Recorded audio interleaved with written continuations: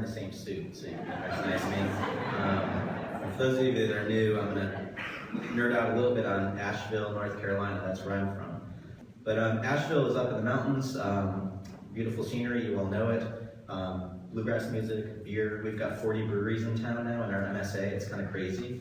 Like any quirky little mountain town, we have men dressed as nuns on tall bikes that eat fire. It's a typical little place, right? Asheville didn't start this way. It started as essentially a city that was also a resort town. This is a shot of Asheville from the 1800s. 15 years after this picture was taken, this is the same location. We like to say that 3 T's made Asheville: trains, tourism, and tuberculosis. That once the train lines came there, it brought a flood of tourism and it really changed our city. We had the second streetcar line in the entire country. Richmond, Virginia was the only one that had one before us. Presidents came to visit, presidents still visit. During the 1920s, we were growing at 20% in population every year of the decade. It was insane, our growth. We were the second largest city in North Carolina. We were the biggest, we were bigger than Charlotte, Raleigh. The only city that was bigger than us was Winston-Salem. So let that wash over you for a second. During that process, we achieved the highest debt per capita of the entire United States. We thought we had $5 million in the bank when the Depression hit. Turns out we had $18,000 in the bank. A little clerical error.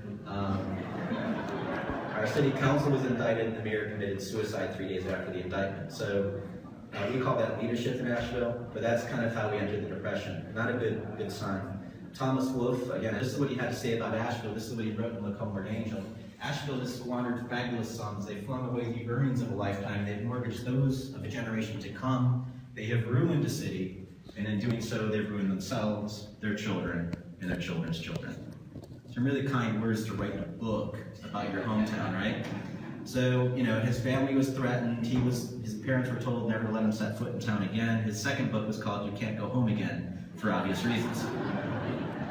So I'm making a little fun at this, but it's true. It's just, he was essentially saying the emperor has no clothes.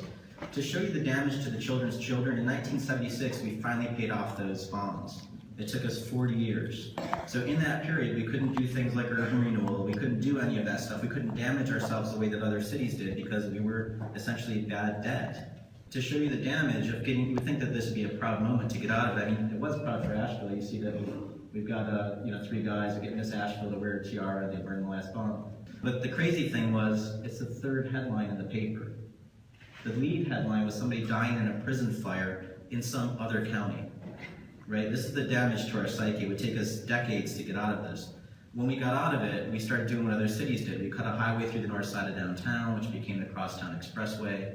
The coup de grace was when we blew the mountain open. This is Bowcatcher Mountain. I love that it's on a postcard. Come visit our cut, right? Y'all are rock climbers, right? Why don't you come and hang out there? On the other side of the cut, the mall happened and our downtown died. A lot of people come to Asheville and they see this wonderful place. They don't realize how flat on our face we were for a number of decades. So this is a shot of Asheville. This is from the 90s. That's a 1996 Chevy Celebrity in the picture. And look at this wonderful fixer-upper opportunity. Why don't y'all come up to Asheville and put some money into that, right? You know, you could blow a cannon off and not hit people on the street. So we had all these boarded up buildings. We had all this stock that we didn't know what to do with. The Greek choir, these children's children, would rise up. Anytime somebody said they'll try to do something urban, that'll never work here, don't even try. We're not urban people anymore. This is the way America is. We're spread out now, right? We want this freedom to drive around. This is what we told ourselves what we were. Julian Price in the upper left, he's the founder of our parent company. It's a real estate development firm called Public Interest Projects. Julian was a philanthropist who essentially wanted to put his money to work in real estate development. So 75% of his money goes into the sticks and bricks, fixing up buildings and stuff like that. And we reserve 25% to seed businesses. So for us, there's a logic in how cities grow. There's a history for tens of thousands of years on how we operate. We just basically steal that. Put retail on the ground floor, residential above, or mixed use above, call it a day. There's thousands of years of human habitat that have shown us the way. We just followed that. So we actually started the first vegetarian restaurant, Laughing Seed. The bank said it would never work because nobody eats vegetables apparently in North Carolina. And Asheville is now one of the top 10 vegetarian cities in the country. This is one of our buildings before and after. This is Malaprop's bookstore, and above that is apartments. So for us, a lot of this is telling a story. Julian also he passed away in 2001. He also had his own magazine back then. And this is a quote from Arthur Frommer that he uses in the magazine, and I love this. It says, among cities with no particular recreation appeal, those that have preserved their past continue to enjoy tourism. Those that haven't receive almost no tourism at all. Tourism simply doesn't go to a city that's lost its soul. That's a quote from Arthur Frommer. Now, it's kind of, I feel kind of weird saying this to you all. I mean, you get it, right? You know, this is the value of your heritage. This is the value of your place. Interestingly enough, I mean, look at the picture of when he published this in 1993. Look at the picture of the Grove Arcade behind that thing. It's just, it was boarded up. 15 years after he published that, Arthur Frommer's magazine would list this as the number 5 place in the country to visit. Last year, we got listed number 1. Trying to cultivate a neighborhood called the downtown, and it became a tourism event all of a sudden. It's because of that scarcity of our urban environment in our country. So what I want to put in your mind is, what is a city? What are we doing in what we live in and what we create? What is this place that we create? So my city is a finite boundary of land that has to be managed, right? Much in the way that our real estate development company is a $15 million portfolio that has to be managed. So my city is a corporation. If you look up the word incorporate in the Oxford Dictionary, it says to constitute a company, a city, or other organization as a legal corporation. There's very little difference between our real estate development corporation and the city of Asheville, other than the city of Asheville elects a board of directors through a popularity contest, and that runs that corporation, right? And I don't mean that in a bad way or a pejorative way for those elected officials in the room, but that's how we run cities. So if I have a $15 million development portfolio, does my city understand the economics of what's going on? You know, what's my city worth? So if you think about a billionaire, this is Dan Gilbert, the owner of Quicken Loans, but also the Cleveland Cavaliers. Sitting next to him is Warren Buffett. Do you think they understand money? Do you think they understand the cash flow? So what's Charleston worth? You know, you're the CEO of a multi-billion-dollar corporation. If my city is a $12.8 billion corporation, what's Charleston worth? Charleston, I'll give you the number. Your taxable value is $18 billion. Your county is $46 billion. So if you add in your physical investment of your streets, sewers, and et cetera, you're probably another $30 billion. So actually, you're about the worth of Warren Buffett. So let that wash over you. This is what it is to run a city. This is the cash flow of what it is. This is massive amounts of capital investment that you all are shareholders in. So how do you measure this stuff? How do you manage it?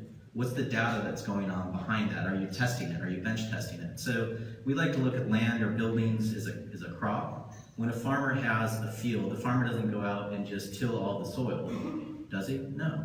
The farmer is running an economic model. The farmer is thinking of the cash flow of that crop in the marketplace, what it costs to fertilize an acre, what it costs to water an acre. All of that is an economic model before they make a decision on the crop. And this has got a cash flow or else they don't grow something. So if we look at this building, this is one of our buildings that we rehabbed. Well, we took this building from a $300,000 value to an $11 million value. That represents a 3,500% increase in taxes on a parcel of land that was already in the portfolio. Just shot up 3,500%. Do y'all have a 401k plan that grows by 3,500%? Wouldn't that be cool? Now, it's not money that we're getting. It's money that the community gets. The community now has 3,500% more taxes to invest in other things. Make more greenways, make more affordable housing. We don't care. Just make the city better. Make the corporation better. So people say to me, like, well, Joe, that's not fair. We've got this Walmart over here at $20 million. That's almost double the value of your building. And it pays about $220,000 in property taxes, which is significant. On the right is my house. Those are my dogs. They think they're lions. They're a little weird. But we do that to freak our neighbors out, by the way. But so we pay $2,000 in taxes. We're on 1/10 of an acre. So if a 1 acre cookie cutter fell from space and hit my neighborhood, it grabbed 10 houses, or about $20,000 an acre. 10 houses, $2,000 a pop, this is what you get. If you take that 1 acre cookie cutter, fly it in space, and drop it on the Walmart's paying $220,000, but it's on 34 acres. So on a per acre basis, this is what you get. That's the cash flow. So that's all that you manage is a finite boundary of acres. Your county, Charleston County, doesn't go off and annex the next county. That's all that it's got, right? And you all, by the way, you all are county shareholders of Dorchester, Berkeley, or Charleston. Let's not forget that the cities are, people that live in the city are into corporations. So our building, if you had 1 acre of that, this is what it would produce. So I was presenting this in Colorado, And sometimes you have to make things simple for folks in Colorado. So I was like, well, if you had an acre of land to grow something in Colorado, what are you going to grow? And they got the joke. This joke works in a lot of states these days. I mean, you get it. It's a cash crop, right? Now, in North Carolina, one of the things that we've heard is, all right, Joe, we don't do it for the property taxes. We take the loss in the property taxes on a Walmart to gain all the retail taxes. Now, it's not that retail was created and then all of a sudden we started shopping more. I think the question to ask yourself is, retail often is a displacement. It's not like we didn't have toilet paper or couldn't get access to toilet paper before Walmart showed up. But let's just go ahead and assume that Walmart created new retail sales. The city gets a portion of the retail sales. The rest of it travels up to the state. So we get 27 cents of the 8 cents on the dollar of sales tax created, or about $47,500 an acre, which is more than the $3,000 in property taxes, or if you want to look at it as a total take, the total combined retail and sales per acre is $51,000 for the Walmart. That's just our property taxes on the right. Now, to be fair, we've got retail on the ground floor and in the basement, so that's another $414,000. And now you're cooking with gas, right? Jobs per acre. I mean, how do y'all want to look at this? When you look at our building, when we stack the numbers up side by side, we even have 90 units an acre in that building in residential, if you do the math on it. Did y'all understand this? I mean, it's just real simple doing the math on it. So, people ask me like, Joe, dude, what's your problem with Walmart? Why do you hate them? And I'm just going to go ahead and out it. I was presenting at the International Association of Tax Assessing Officers. It's actually a great conference, but it makes a planning conference feel like Burning Man by comparison. It's incredibly square. I mean, these people are really, really into numbers. This guy gets up and presents to the assessors. Now, there's 2,000 assessors in the room, and he's up showing spreadsheets about how cheap his buildings are. And he's saying, look, if you think we beat up Procter & Gamble, you need to see what we do to our general contractors. We make the cheapest buildings out there. I'm in the back of the room going, oh my God, this is amazing. This guy's brilliant. He's getting all of his tax bills lowered in one meeting, right? Now, the assessors are agnostic. They're basically like, all right, if you're making a pile of junk, it's a pile of junk. We can't call it something different, right? That's our tax system. Now, the citizen side of me, my heart was collapsing because that's all I hear him doing is yelling into the room, I'm gonna pay the lowest taxes possible. I don't fault the player, I fault the game. And this is a game that you all are trapped in. So I rolled up to the microphone and I asked him, I said, Mr. Terrell, what's the useful life of one of your buildings? And he barked back, 15 years. We'll be out of that building in 15 years, maybe 20, but we want to start the depreciation cycle again so we can move through it. Again, they're doing math, they're very smart people. You're worth more than all of Walmart combined, right? So just be aware of that. So there's a math that's going on. Now that's just the city side. Let's get into the county side. My city sits inside Buncombe County. My county residents are awesome. They got our state legislator to call us a cesspool of sin. I was on the Downtown Association panel with that report at that time, and we're like, yeah, maybe they really didn't mean it. So we did a really polite thing. We sent a reporter to talk to Senator Forrester, and his other comment in the newspaper was, I didn't mean the people of Buncombe County. There's some good people out there. It's just that downtown part. That's where the freaks and weirdos are. That's a cesspool. Our state moved in, took our airport away from us, took our water system. We're suing the state on that. I mean, count your blessings here, people. This is what's going on in our community. So we have to illuminate our county residents to understand what's going on. I'm a county taxpayer. I'm a brother of my peers, my brothers and sisters out in the county. So when they hate on me, I'm actually sending them money. So if you look at this on the right, the far right is the average taxes paid to the county by city residents. Me as a county taxpayer, this is what I pay per acre to the county in county taxes. To the left of that bar is what somebody out in the county pays to the county in taxes. So we produce more county wealth than what people out in the county do. This is when you bring the mall into the picture. You see $8,000 an acre in county taxes, but let's not stop there. Let's go into downtown. This is our building in downtown on the right. You can see the mall in the center of the image at $8,000 an acre. So what's good for downtown is great for the city, but it's unbelievable for the county. When does my county step in? Any county officials here? When does the county step in and build a dog park in the downtown or help us with a streetscape project? This is a cooperative corporation. They need to be working together. And the county can actually help invest in the whole region, basically growing more wealth for everybody. So I want you to realize I don't have a finance degree, I'm not an MBA, I'm just an architect doing some numbers. This is really simple stuff. We do this with cars, right? We gauge productivity of cars. on a unit basis. When we talk about cars, we don't talk about them on a miles per tank basis, do we? I mean, could you imagine being at a cocktail party saying, what's your miles per tank? You'd get laughed out of the room. We'd all be driving Ford F-150s, if that were the case, that has the most miles per tank. But you understand the productivity is the gasoline that drives that unit. It's the gasoline that moves the car and propels the car. So it's miles per gallon. The numbers change. I didn't change anything. There's nothing magical here. We should all be driving BMW Acetas at 70 miles per gallon. I'm being cute here. It's actually a fun-looking little car. It's very dangerous, though. That's the front door on the whole thing. If you have a head on, you're stuck. But we've done this all across the country. We've done it in Canada, Australia, New Zealand, and it's real simple math. That if you, on a per acre basis, this is what it all looks like. Mashing up all the data, this is what it looks like. And it's real simple. It's a real simple story, folks. As you stack stories, you're essentially stacking your wealth. And on the right is what a 6-story building produces in county taxes per dollar that a county resident is paying on the far left.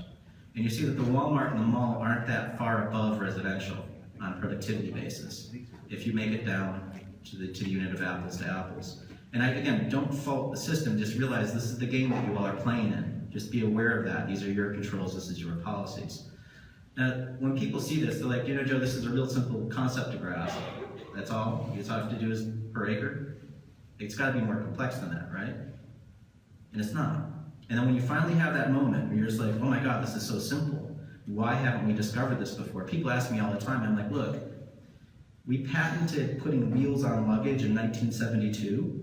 That patent expired in 1991. For those of you that are old enough to remember luggage without wheels, realize this, we put a man on the moon before we put wheels on luggage. Did we not know what wheels were? You know? Come on now. So just realize sometimes simple stuff takes a while to kind of sink in. So Ian McHarg actually talked about this in his book from the 60s called Design with Nature. For the landscape architects in the room, this was part of your course. And he basically says money is our measure.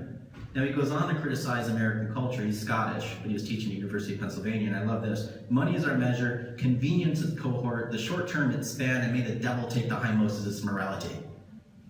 You see this pattern to development. This is what people want today. Well, that's great. They're putting in future costs into the community that you can't afford 30 and 40 years down the road when you have to start fixing that infrastructure. That's the reality of your math. This is the American paradigm. Think of your grandkids. So taking the city, we can do things. We can look at information. I can see inside your heads with an MRI and see data, right? I can make an informed decision about what's going on inside your body. Can you do an economic MRI in your city? So using GIS technology, we can move the city aside. And we're used to mapping things like infrastructure, the buildings that are built on that infrastructure, and also the ologies, geology, hydrology. But can you split the gap between nature and the man-made? And can I show you economic policy writ large? Can I do a model of what's going on financially in your community so we can all see it? So this is Asheville, this is my county. This is the way that we typically talk about my county. In gray, that's the part of the national forest, so it's not paying taxes. It's out the door, right? It's not producing taxes for us, we don't care about it. That big red splotch there, or purple splotch, so you see when you go from green to purple, the hotter the color, the higher the value, that's the Biltmore estate. The Biltmore estate is worth $100 million in one house. So when Mr. Cecil shows up, William Cecil, the heir to the Biltmore fortune, when he shows up at a commission meeting, everybody genuflects and thanks Mr. Cecil for gracing us with his presence, right? He's a very important man.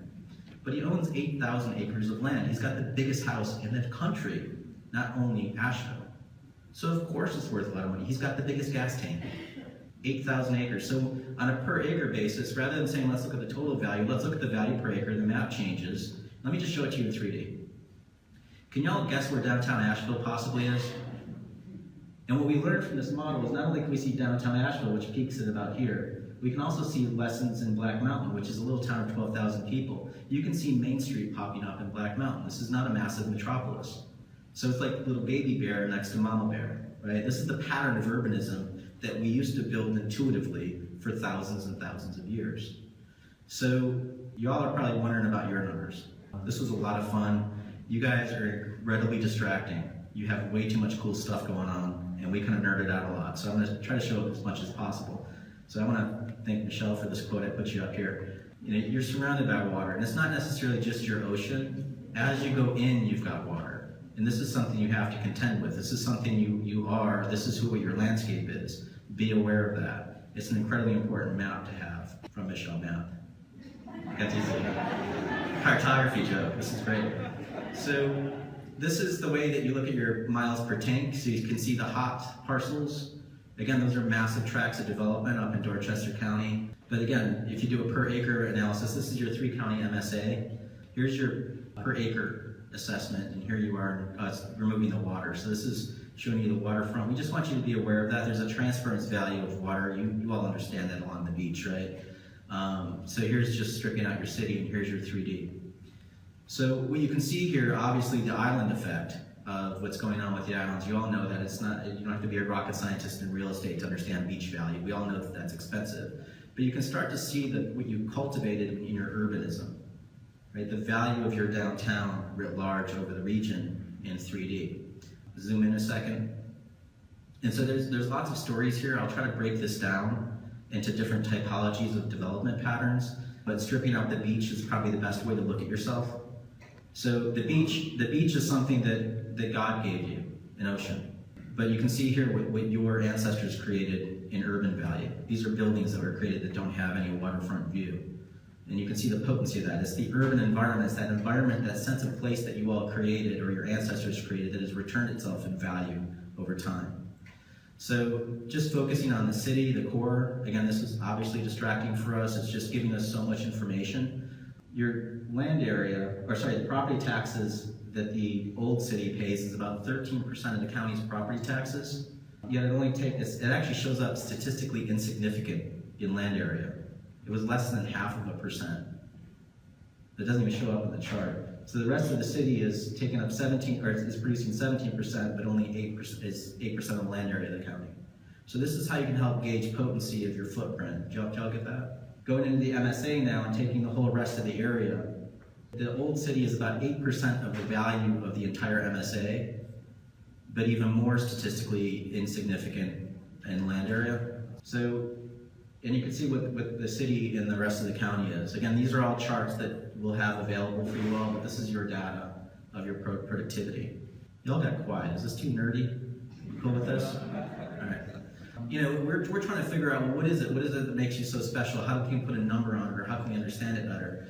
For those folks, I guess in Mount Pleasant, that are afraid of tall buildings at 4 stories, like this, the world's gonna fall apart, that when you look at just your buildings over 3 stories, you're less than 0.7% of a footprint, yet it's producing 10% of your wealth. You know, again, this is something to be aware of, that you can actually harvest wealth. And I think that what happens is we miss the conversation that really should be happening, which is a design conversation. It's not the height that's the problem. It's the design of the buildings that people are clamoring for. And we need to make that part of the conversation. So taxable and non-taxable, you all should know this. Your taxable land is the stuff that actually produces taxes. Your non-taxable land is stuff that doesn't. Be aware of how much you have. Your cities, your core areas, we always do this test. This is like hitting on your knee with a little hammer, like the doctor would do when you go to a physical. We're always seeing what your test is, and you're not any different from other people. Asheville is 44% non-taxable, so you're about par with that.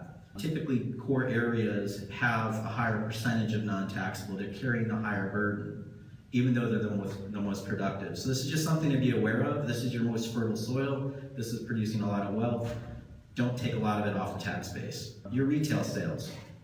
We got this from the state finance officer about your retail transactions. This is a chart of all the states across the country. In red this is the combined municipal tax flow of how municipalities pay for themselves. And when I say municipality, I'm saying city and county. The way that we see them, that's local government. Y'all need to work together and understand that you affect each other.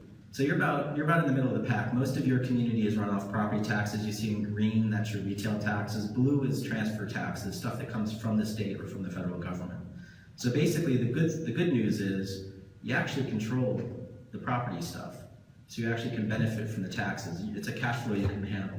Retail moves with the economy. When people are out of work, they stop spending. If you're on the right end of this chart, if you're over at Louisiana or Arkansas, they basically can't afford their cities when people are out of work. So you're actually in a good position to be in the center or on the left. So this is your property taxes. We had to normalize it. We could only get your retail data by zip code. They wouldn't allow us to get individual businesses because of competition issues. So we had to take this map, which is at a parcel level, and kind of normalize it to zip codes. So you can see like what the peninsula is doing is popping up. This is your retail taxes. And that doesn't look like a big amount, but we're gonna come back to this for the downtown in a second. And then this is your total productivity. So when you add your retail plus your property taxes, this is your cash flow. This is how your city, your region operates at a municipal level. Just zooming into the retail for a second and kind of stretching it out a little bit, we can see how much higher the two zip codes that are the peninsula produce in retail taxes. So that's people like me that come from Asheville and drop a bunch of money in tourism in the downtown, or that small businesses, or that old fabric that's there, those little corner stores, all that stuff. It's a high amount of retail in small square footage. Those two zip codes right there, just to put it in perspective, is about 3% of the entire state's retail taxes. Be proud of yourselves. I mean, think about that, that's insane. Those 2,000 acres of land produce 3% of the state's retail taxes. Is that mind-numbing or what? It's crazy.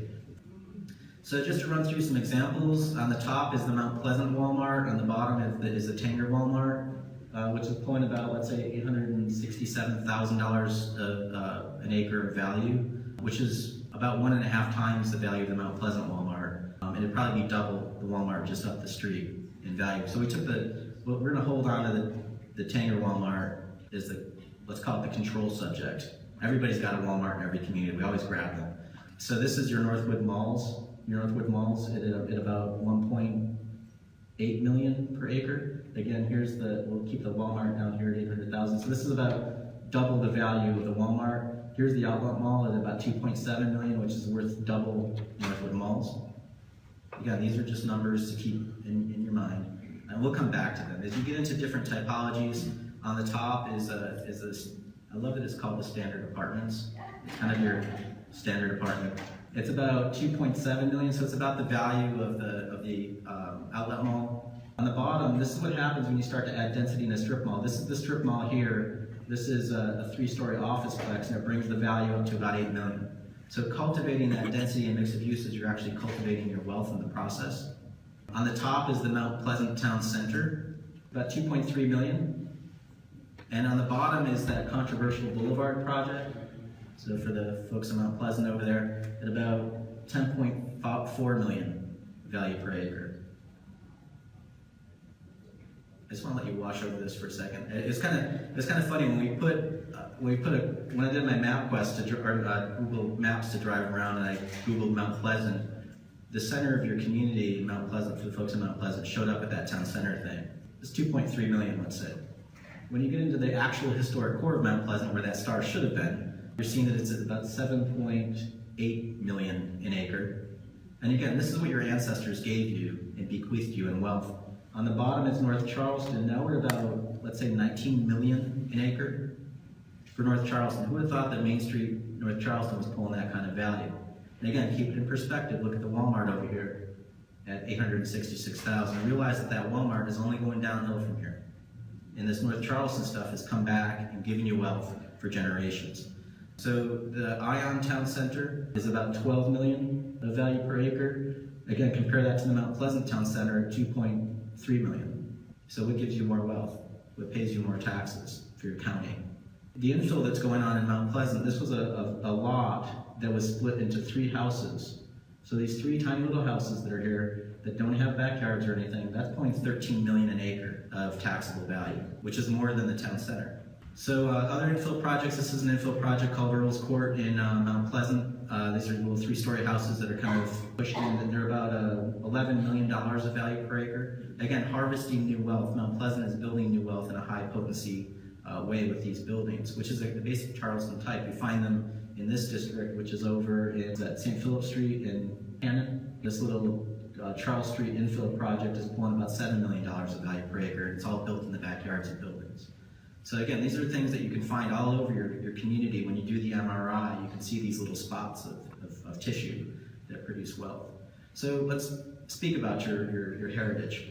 You have a tremendous heritage that was given to you, bequeathed to you, this history, this lost civilization of Charlestonians that have bequeathed you this incredible environment. This is your most valuable building in the entire region. This building is producing $103 million of value per acre. Is that going to kill anybody to do another one of those? You know, it's like, think about that. This is, I'm just putting it out there. It was built in 1911. That's the picture of it right here. I don't know what happened at the top, so let me tore the top of it off. But think of this in your time, your portfolio over time. This is tremendous amounts of wealth. You don't even have to be a tall building like that. You can find, oh, by the way, I really dig the whole Revolutionary period. This is a great quote. This is me being a tourist, by the way. Don't tax me, don't tax thee, tax the fellow behind the tree. This is part of our DNA as our country. This is what started the revolution, right? So here's, oh, by the way, there's a revolutionary right there. This building was built in 1686. It's producing $13 million of value per acre. It's only 2 stories tall. I went in and talked to the owner. He got really excited. So what's kind of ironic about this is he's actually English. So it's funny that like right next door to him is where the English imprisoned us. And I guess we're gouging him now in taxes. He got really excited about the history of his building. He started pulling out these old pictures of this building. Here's a shot from the 1800s, and you see the horses.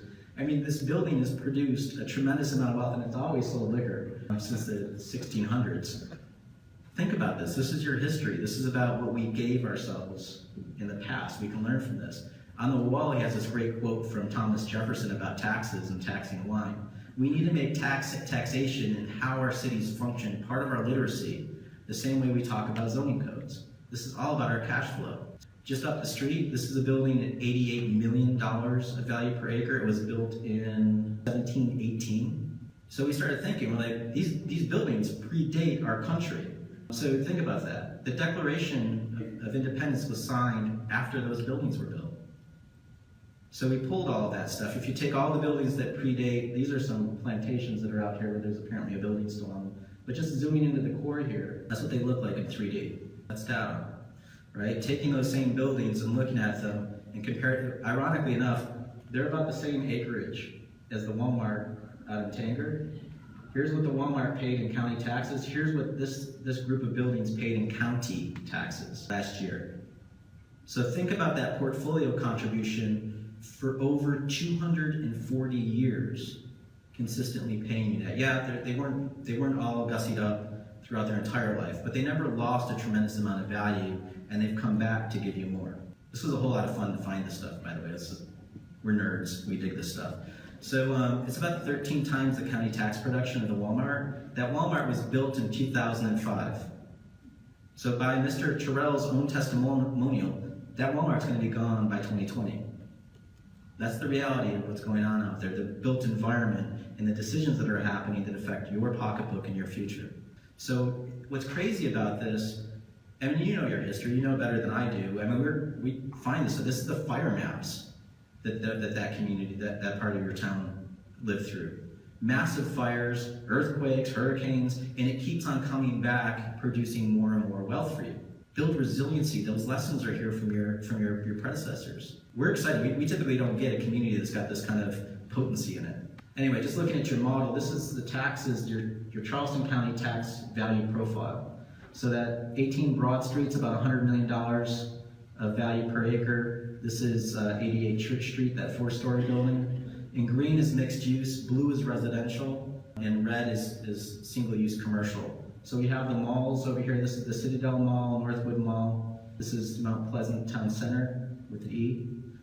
This is the Kiowa Resort.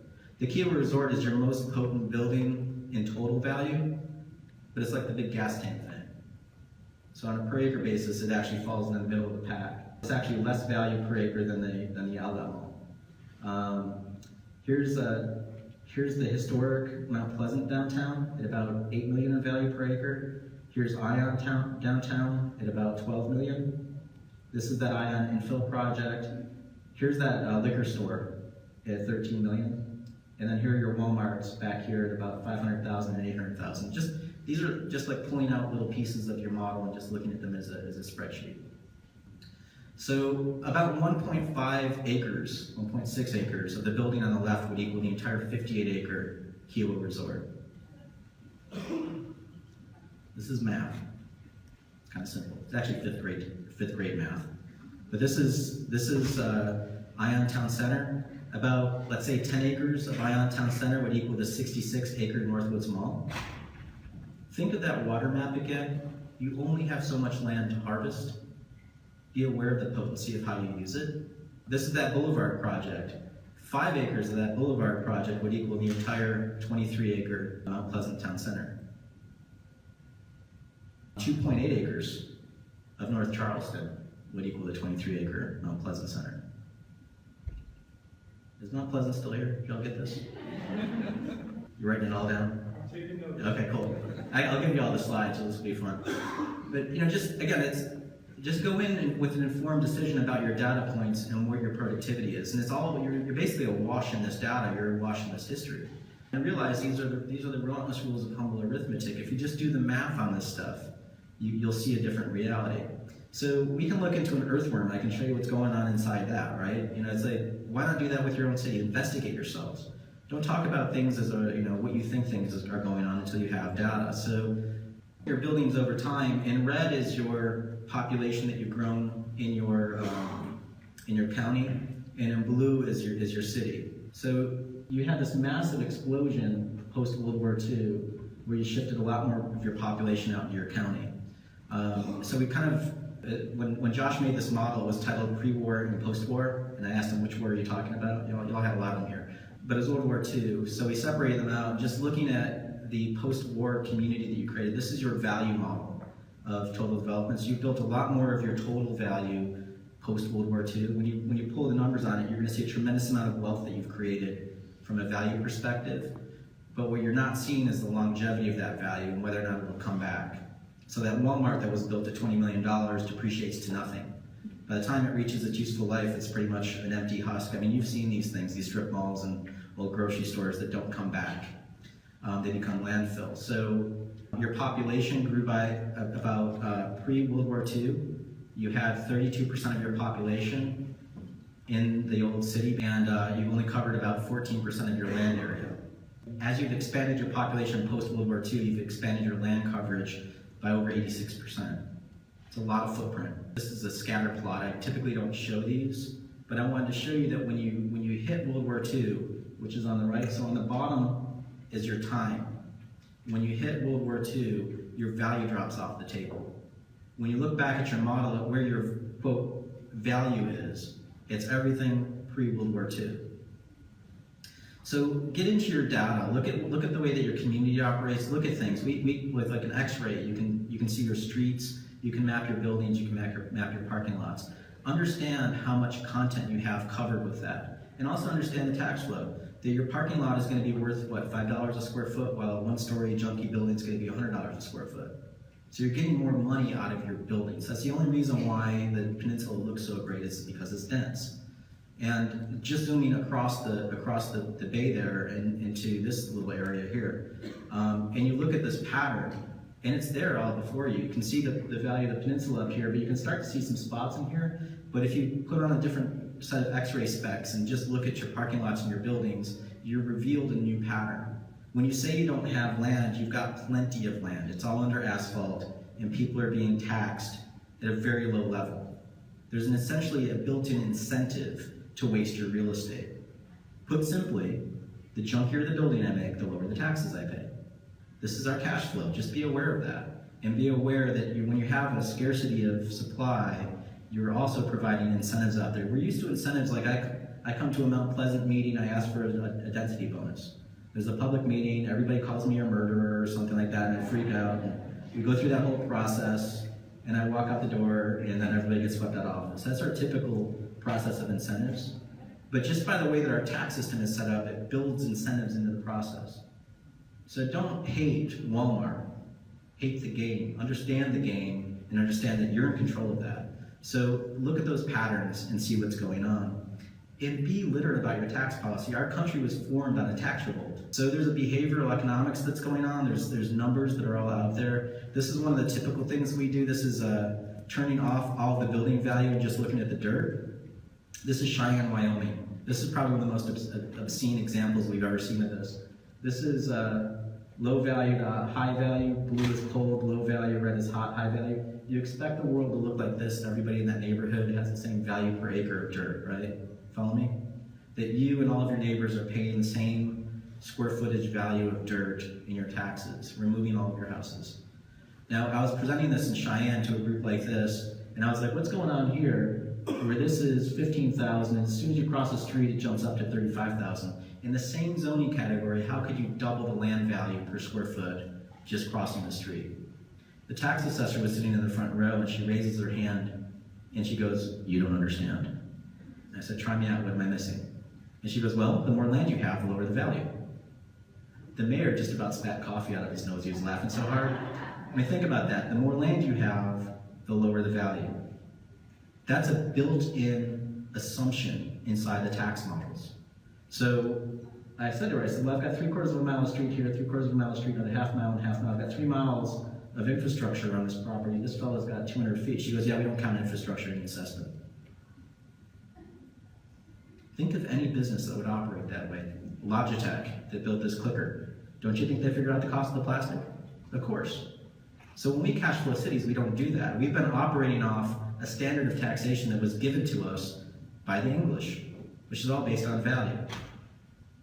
That's the way this model works. So I asked the assessor, I said, so who gave us this tax code? Did Moses deliver it? I mean, where'd this thing come from? By the way, this is why I was at the assessors conference. I asked them that, and they thought this was hilarious, by the way. And I asked them, I said, look, y'all are assessors, where did this come from? And they're like, we don't know, that's funny. So I said, can we change this? And they're like, yeah, we probably can. I'm like, how do you change it? And they said, you need to talk to Larry. I'm like, Larry who? Like Larry Clark. So I tracked this guy, Larry Clark, down in the hallway. I'm serious, I'm not making any of this up. Their magazine is called Fair and Equitable. So I asked Larry, I said, how is this fair or equitable? He's like, well, it's not. I'm like, where'd the standard come from? He's like, I don't know. I'm like, can you change it? He's like, I probably should. When you're looking at real estate economics, don't assume that people have stuff figured out. There's lots of like loose ends in there. So looking at, it's not an invisible market force that's making Walmart do what they do. They're doing the math to understand what's in their best business interest. Just do the same for your community. You're worth more than they are, you know? So we did the land value economics of yours. So this is just the dirt value. We turned off all the buildings. This was utterly amazing for us because this shows the value of your urban environment. What you've created is a sense of place and what is in value. You can see it in the peninsula. You can also see it when you zoom around, and it, you know, clearly this is a commercial corridor, and you see anomalies that, again, on a per acre basis, this should be all level in the residential districts and the commercial districts. You're not as bad as Cheyenne, I'll say that. You guys are actually doing a pretty stellar job here. But when you zoom into places like this is looking east, hovering over Mount Ion. Now let's take a look at this for a second. On the beach, you start to see the things that you do at the beachfront. So you see that there's like higher spikes and lower spikes on the beachfront. It's because people that don't live there, that are out-of-state residents or whatever, that own the real estate, y'all tax them more, which that's cool. If somebody owns a piece of property from New York, you're like really gouge them. I don't know if they know that. But what's interesting here is, here's Ion. It's effectively beachfront real estate. So let that wash over you for a second. You can create more urban environments throughout your community. You can essentially make more beaches. You can't make more beaches beachfront, but you can make the urban environment in your community. This is replicable form.